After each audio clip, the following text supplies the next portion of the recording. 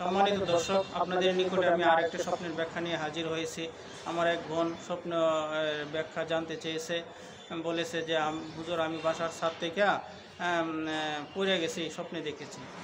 আমি দেখেছি সুলেমানী খাবনামার মধ্যে উল্লেখ আছে যে কেউ যদি বাসার ছাদ থেকে অথবা পাহাড়ে উঁচু পাহাড় থেকে অথবা বিমান থেকে পইরা যাওয়া স্বপ্নে দেখে, তাহলে মনে করবেন আপনার নিকটতম আত্মীয়দের মধ্যে আপনার বড় ধরনের একটা ক্ষতি হওয়ার সম্ভাবনা আছে।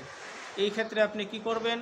আপনি আল্লাহর কাছে ক্ষমা চাইবেন অথবা সাহায্য চাইবেন, আর নিজেদের লোকদের কাছ থেকে একটু নিরাপদে থাকবেন, কেননা আপনার বড় ধরনের একটা ক্ষতি করে ফেলতে পারে।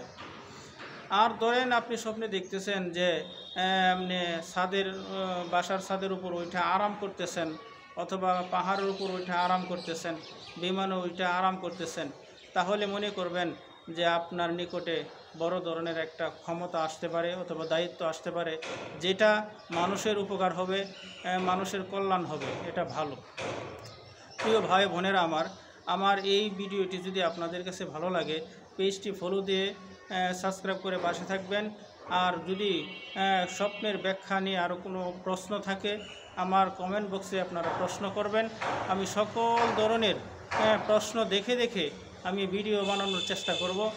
আপনারা সবাই আমার পাশে থাকবেন ইনশাআল্লাহ।